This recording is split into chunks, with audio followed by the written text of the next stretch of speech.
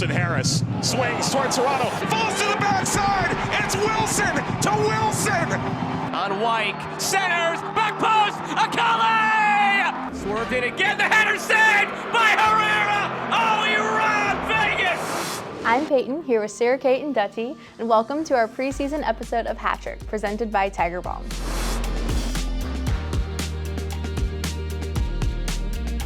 There's nothing better than the start of another season. We've got plenty of old faces and some new ones as well. Once again, 24 clubs have a shot at the ultimate prize, the USL Championship title. How do you think your team stacks up against the competition this season? We're going to find that out over the next 8 hectic months. But first, my friends are going to give you some clubs and players you need to know ahead of the action. Let's kick things off with our title contenders. Datti, who do you think could be one of the favorites this weekend? First up, I got to start off with our defending champs, the Colorado Springs Switchbacks. They made an unlikely run to their first ever title, beating Oakland, Orange County, Las Vegas, and Rhode Island in the process. They turned Widener Field into a fortress with 10 wins in the regular season and 4 in the playoffs. Their key returners to start off with, we got Matt Mahoney, who's their captain and their center back. He was first team All-League selection last year, and he was a Defender of the Year finalist. He was also an Ironman, which means he played every minute of the season last year. Now the big question is, where are their goals going to come from? Leading scorer Ronaldo Damas is gone, so these guys will be key. Juan Tejada scored the winning goal in the Western Conference Final and the Championship Final, where he's also named the Championship Final MVP. He's a tireless runner and a selfless player who does everything for the team. Zach Zandy's another guy to look out for. After a knee injury in 2023, he was healthy in 24, and it paid off in a big way for the Switchbacks. He was the second leading scorer with 6 goals, and he added 4 assists, and he does it all for this team in the midfield. Yosuke Hanya is another guy to watch out for. He's back on loan from the Colorado Rapids, and he was also an important contributor with his work rate in the attack.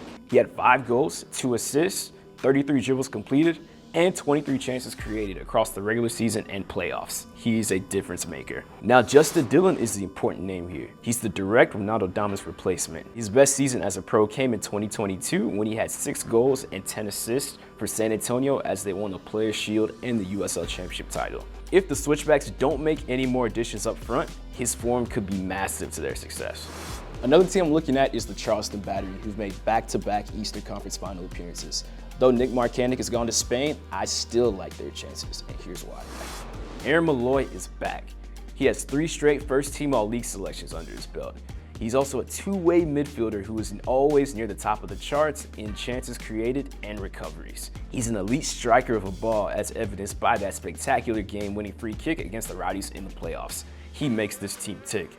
Graham Smith is another guy who's back. He's the reigning USL Championship Defender of the Year, and he formed an elite partnership with Captain Leland Archer at the heart of the Charleston defense, and will be expected to build on that in 2025. MD Myers is also back. He's the half of the M&M duo who's still at Patriots Point. He had 14 goals and 3 assists across the regular season and playoffs. He cooled off a bit towards the end of the year, so a key for him will be consistency. Osu Landry, Douglas Martinez, and Joey Akpunonu are a couple of new signings who made some waves, but the big-name newcomer has to be Cal Jennings.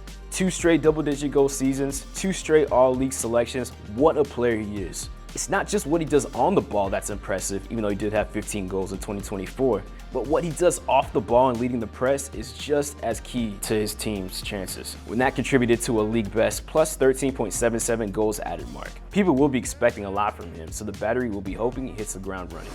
Absolutely. And Jennings was coached 2 years ago by Neil Collins, who has a bunch of experience and success in the league with the Rowdies. Now that Collins is back in the league with Sacramento Republic, do you think he elevates them to being a title contender, SK? Definitely. I think Collins' resume really speaks for itself. He's got 94 wins across the regular season and playoffs. He's won 55% of his matches, which is the second highest among longest tenured coaches in the league. He's got a Players' Shield from 2021 and 2 Eastern Conference titles. He brings a solid pedigree to a Sacramento club that's moving from one winner in Mark Briggs to another, and they've also got some key returners like Danny Vitiello.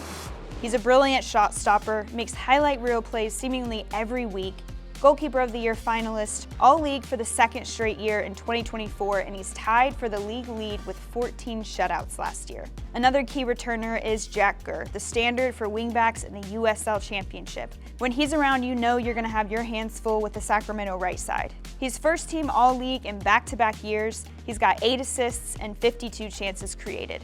We have club legend, league legend, and Open Cup hero Rodrigo Lopez returning again this season. As long as he's in Sacramento, he'll be someone to keep an eye on for sure. He had 2 goals and an assist before missing a majority of the season with an injury, so he'll be hoping to reestablish himself in the lineup. And then Scottish midfielder Nick Ross is another important player. He had 4 goals and 6 assists and led the team with an 8.16 goals added mark, which shows how effective he is when he gets the ball in dangerous areas. Speaking of Sacramento, who could forget when they had a classic on national TV versus Louisville last year? Wilson Harris scored a last-minute game winner in that crazy match. Now he's gone to play in Israel, but do you think Louisville's still a title contender, SK? 100%. Louisville had one of the greatest seasons in league history last year. They had the most home wins in a season, most home goals in a season. They tied the record for the most regular season wins, and they were the Players' Shield winners. They'll be looking to shake off their playoff exit in the conference semis, but they did make some key additions this season in the midfield with Kevon Lambert and Zach Duncan, plus a core of 20 players is returning. But here are a few I think we need to keep an eye on. First one being Taylor Davila. First team All-League in back-to-back years, Player of the Year finalist. He does everything for this Lou City team in the midfield. He had 7 goals and 6 assists. They really go wherever he goes. Next up, Young Player of the Year finalist Ray Serrano. He had 8 goals, which is a career high for him, and 13 goal contributions. He's really a dynamic player in the attack. Then we've got Philip Goodrum. He was a marquee mid-season addition in 2024. He didn't quite have the individual success he would have liked after joining Louisville last year, but this year he will be the main man up front. He's got 49 goals across the regular season and playoffs in his career. He's a tireless worker, makes life hard for defenders, and he's good in the air. He should absolutely be in the Golden Boot discussion this season. Colorado Springs, Charleston, Sacramento, Louisville, those are 4 very good clubs who should be in the discussion for the title this season. But what about those clubs who could make a run if things go right? Who do you think could be a dark horse for the title this season, Datti? To start with, I got to go with Lou City's Lipa FC rival, Indy 11. I like some of those signings that they've made, including Edward Kizza and Elvis Amo. These forwards could be primed to replace Augie Williams' production. Kizza caught fire down the stretch last year, scoring in 5 goals in 5 matches to help Pittsburgh clinch a playoff spot. He finished with 12 goals in 2024, which was his first double-digit goal season. And Amo as well brings a goal-scoring pedigree, with 45 goals across the regular season and playoffs in his career.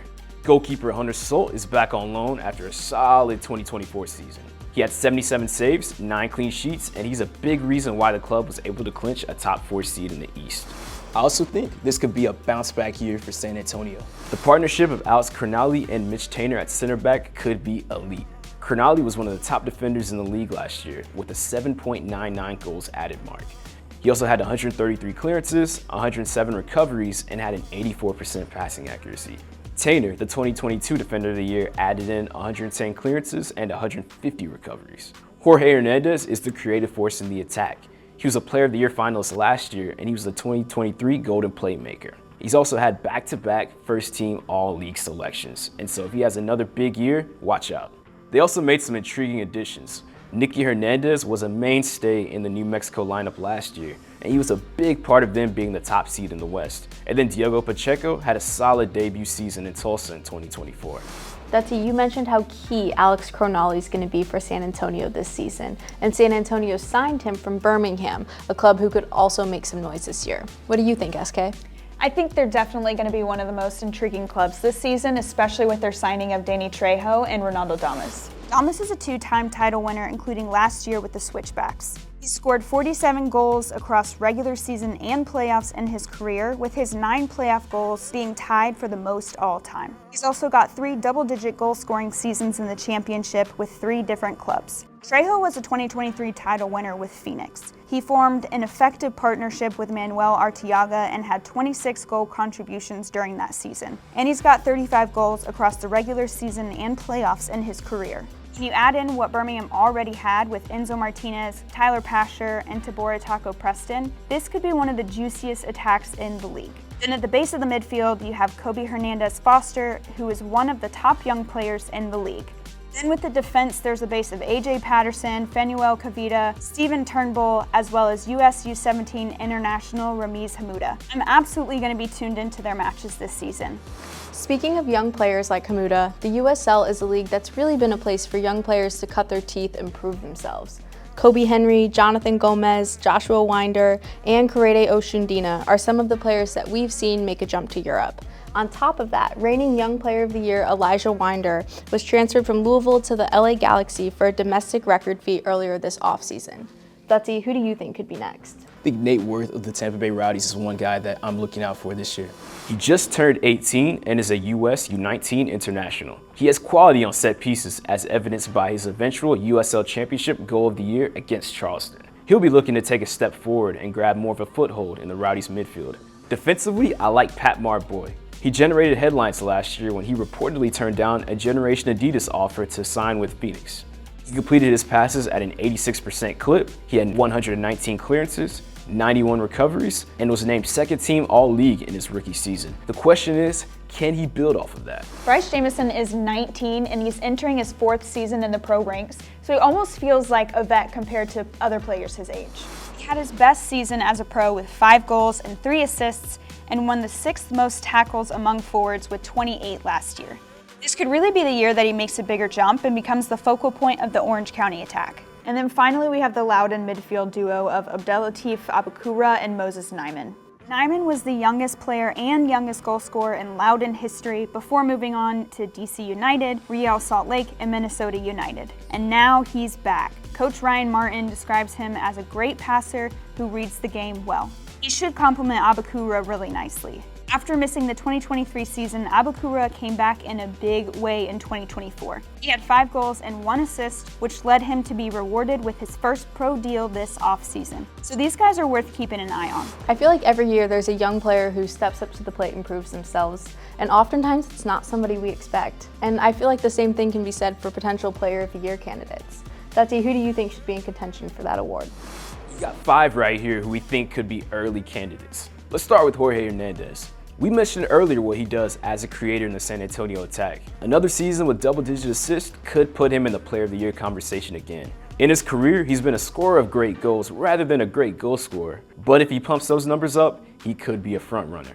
Augie Williams is arguably Pittsburgh's biggest signing ever. When you look at Bob Lilly's Riverhounds teams, there's always a prime marquee number 9, and Williams is the newest to join the group. He'll get service from guys like Junior Etu out wide and Robbie Merckx through the middle. He has 76 career regular season goals, and if he catches fire, watch out. Another player to look out for is Manuel Arteaga. Like Augie Williams, he's a number 9 who thrives in the right environments. He had 20 goals in all competitions last year for the Rowdies, and he had 15 goals for Phoenix as they won a 2023 title. He's worked well with Danny Trejo and Cal Jennings in the past, so it'll be interesting to see who Rowdies head coach Robbie Nielsen decides to pair him with. We have to give some love to the goalkeeper union, so Danny Vitiello is worth putting on the list. We talked about him earlier. He had back-to-back All-Leagues and was the Golden Glove winner in 2023. If Sacramento has regular season success and he's at the top of the major goalkeeper stat categories, he deserves a look. Finally, 2024 Golden Playmaker Noah Fuson is another potential Player of the Year. He's got good business from Rhode Island re-signing him, and he was a huge part of them going all the way to the championship final in their inaugural season.